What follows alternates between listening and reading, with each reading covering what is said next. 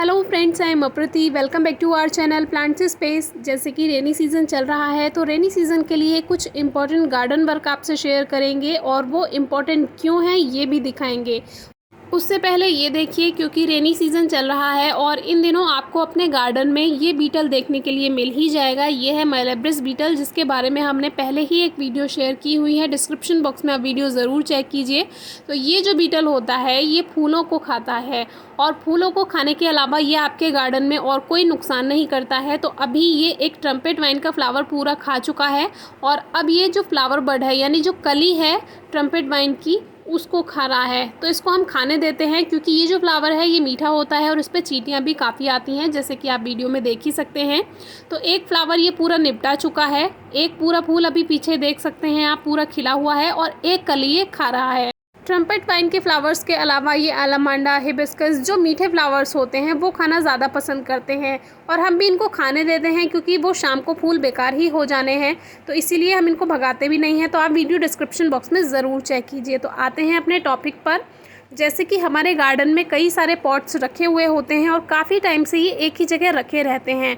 तो उसकी वजह से क्या होता है, जैसे चींटियाँ होती हैं वो भी इसके नीचे मिट्टी इकट्ठा कर देती हैं, या एक टाइम पे रखे रखे इन पॉट के नीचे अपने आप ही काफ़ी मिट्टी जमा हो जाती है। जैसे बारिश पड़ती है तो वो बहकर कभी कभी पॉट के नीचे जमा हो जाती है मिट्टी। तो उसकी वजह से जो आपकी छत है, यानी जो टेरेस है, उसमें नमी आने का थोड़ा डर रहता है और साफ़ सफाई ना हो इसकी वजह से भी काफ़ी इंसेक्ट बन जाते हैं। तो वो भी हमारे गार्डन के लिए सही नहीं है और वैसे भी टेरेस गार्डन के लिए तो वैसे भी सही नहीं है। तो अभी ये जितने भी पॉट्स हैं इसको हम इसके जो नीचे नीचे की मिट्टी है उसको सभी को हटाने वाले हैं।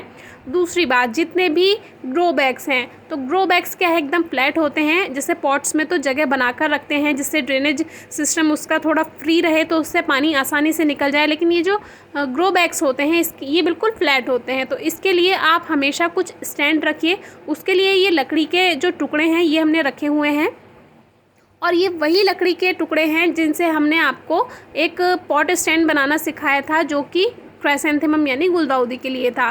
तो ये वाली लकड़ी बहुत अच्छी है, ये गलती नहीं है, वेस्ट थी हमारे पास और ये गलती नहीं है, इतने सालों से हमारे पास ये है। तो ये हमारे गार्डन में बहुत हेल्प करती है। तो 2 ईंट यानी 2 ब्रिक रख के उसके ऊपर ये हम रख देते हैं और ये मुड़ती भी नहीं है, बारिश की वजह से सिकुड़ती भी नहीं है, कुछ नहीं होता है, बहुत अच्छे से काम कर जाती है। तो ये हमारे ग्रो बैग्स के लिए काफ़ी हेल्पफुल है।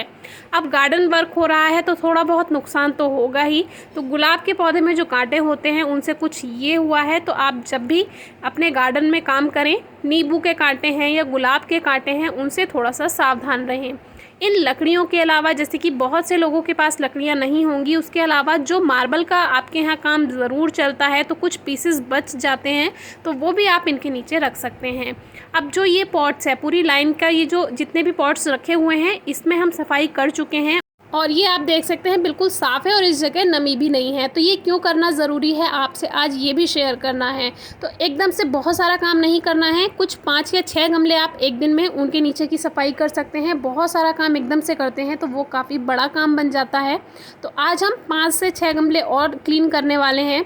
ये देखिए, इस तरह इसके नीचे जो मिट्टी जमा हो जाती है वो एकदम जम जाती है और जब बारिश पड़ती है, क्योंकि लगातार बारिश पड़ती है, इसकी वजह से ही टेरेस गार्डन में नमी आती है और ऊपर से तो आपको देखने में कोई परेशानी नहीं होगी, लेकिन नीचे की तरफ से काफ़ी सीलन जैसा आ जाता है। और ये जो रूट्स होती हैं ये जब ड्रेनेज होल से बाहर आ जाती हैं तो ये भी ज़मीन में अपनी जगह बनाने लगती हैं, इनसे भी नमी होती है और कीड़े बनते हैं। तो ये ग्रे कलर के कीड़े पे भी एक वीडियो हमने शेयर की हुई है। ये नुकसानदायक नहीं होते हैं, बस ये नमी के कीड़े होते हैं जो कि कंपोस्ट में काफ़ी हेल्प करते हैं। तो वीडियो डिस्क्रिप्शन बॉक्स में आप चेक कर सकते हैं। ये जो ग्रे कलर के जो छोटे छोटे कीड़े होते हैं आपने मिट्टी में देखे ही होंगे। तो ये कुछ कॉस्मोस के प्लांट्स यहाँ पर रखे हुए थे, इसमें भी देखिए रूट्स बन गई हैं छत पर।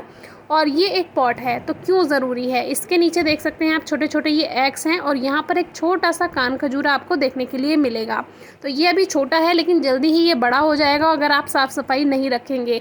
तो जो नमी वाली जगह होती है वहाँ पर ही इस तरह के कीड़े मकोड़े इंसेक्ट पैदा होते हैं। तो ये जो सेंटीपीड या मिलीपीड होते हैं ये आपको नमी वाली जगह पर देखने के लिए मिल ही जाएंगे। तो इसके लिए सफाई ज़रूरी है, खासकर रेनी सीज़न में। और ये छोटे छोटे एग्स जो हैं ये वुड लाइस के हैं, जिसको सो बग भी कहते हैं। तो ये जो नमी के ब्राउन कलर के कीड़े होते हैं आपने मिट्टी में देखे हैं, ये उन्हीं के ही एग्स हैं। तो इसीलिए सफाई ज़रूरी है। अगर ये जो मिट्टी एक जगह पर जमा रहेगी तभी ये इंसेक्ट बनेंगे। अब आप कहेंगे कि बारिश में तो नमी रहेगी ही, तो नमी रहेगी, लेकिन अगर आप इस तरह की मिट्टी को हटाते रहेंगे टाइम टू टाइम तो ये कीड़े जो हैं, ये इंसेक्ट जो हैं, ये बन नहीं पाएंगे और इनको जगह नहीं मिलेगी बनने की, पैदा होने की। इसीलिए इसको आप टाइम टू टाइम क्लीन करते रहें। ये ज़रूरी नहीं है कि बहुत सारे पॉट्स एक साथ साफ़ करने हैं।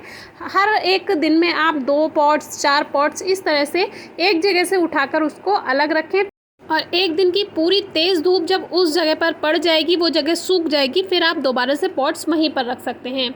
दूसरा काम जो सबसे ज़रूरी है बारिश में, पौधों की जड़ों पर से मिट्टी हट जाती है लगातार बारिश से, तो उसके लिए आप टाइम टू टाइम मिट्टी की गुड़ाई करके इस तरह से जो जड़ है उसको थोड़ा ऊंचाई पे रखें, यानी मिट्टी की जो लेयर है वो वहाँ पर ज़्यादा रखें जड़ की तरफ, और बाकी जो उसका ढाल है वो नीचे की तरफ रखें। पॉट्स में अगर मिट्टी कम हो गई है तो उसमें भी आप मिट्टी भर दें, क्योंकि बारिश का पानी अगर ज़्यादा भरेगा पॉट्स में तो वो भी सही नहीं है। तो लगभग आधा इंच ही गमले को खाली रखें, ज़्यादातर पॉट्स को अच्छे से मिट्टी से भर दें। या गुड़ाई करके आजकल वर्मी कंपोस्ट या काऊ डंग गोबर की खाद आप उसमें मिला सकते हैं, या किचन वेस्ट कंपोस्ट आपके पास है वो आप मिला सकते हैं, तो वो भी काफ़ी हेल्प करेगा। अभी कुछ दिनों पहले हमने अपने क्लाइंबिंग रोज़ प्लांट से कुछ कॉस्मोस प्लांट्स को निकाला था जो कि एक्स्ट्रा थे और वो ग्रोथ नहीं करने दे रहे थे क्लाइंबिंग रोज़ को। तो अभी आप उन कॉस्मोस प्लांट्स को देख सकते हैं, काफ़ी अच्छी ग्रोथ हो गई है, कलियाँ भी आनी शुरू हो चुकी हैं। तो अब हमें पूरे सीज़न ये फ्लावर्स देंगे और सीड्स से भी आप अभी ग्रो कर सकते हैं। और ये वाले जो सीड्स होते हैं ऑरेंज कॉस्मोस की, आप किसी भी मौसम में ग्रो कर सकते हैं। पॉट्स को कभी भी टेरेस में सेंटर में ना रखें। जो कॉलम है यानी कि जहाँ से आपके घर की दीवार बनी हुई है, हमेशा उन्हीं के ऊपर पॉट्स रखें, क्योंकि उससे जो वज़न है वो मैनेज रहता है आपके टेरेस गार्डन का। क्योंकि अगर आप कहीं भी पॉट्स रख देंगे तो वो सही नहीं है। तो हमेशा कॉलम जो है जहाँ से आपके घर की दीवार आ रही है वहाँ उसके ऊपर ऊपर आपको पॉट्स को रखना है। हम अपने गार्डन में ऐसे ही रखते हैं, सेंटर में कभी भी हम पॉट्स नहीं रखते हैं, सेंटर की जगह खाली रहती है। तो अभी शाम हो चुकी है और अंधेरा होने लगा है, तो ज़्यादा पॉट्स हमने क्लीन नहीं करे हैं। ये एक पॉट है जो कि पैशन फ्लावर का पॉट है और आप देख सकते हैं कि कितनी रूट्स की लेयर इसमें एक बन चुकी है, और ये बिल्कुल हमारे टेरेस गार्डन के लिए अच्छी नहीं है। तो इसको कल हम क्लीन करने वाले हैं। आज हमने 5 से 7 पॉट्स को ही साफ़ किया है। हम एक दिन की तेज़ धूप यहाँ पर लगने देंगे और फिर बाद में यहाँ पर पॉट्स को रखेंगे।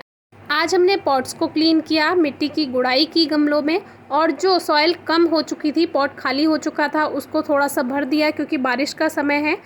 गमलों में जो खरपतवार यानी वीड्स ग्रो हो गई थी उनको हटाया। जो डेड ब्रांचेस हैं, ड्राई ब्रांचेस हैं, उनको कट किया, क्योंकि जो सूखी टहनियाँ होती हैं वो प्लांट को ग्रोथ नहीं करने देती हैं। तो इस तरह 2-3 गमले क्लीन करके आप अपने गार्डन को साफ़ रखिए। आज की वीडियो कैसी लगी ज़रूर बताइए। Thank you.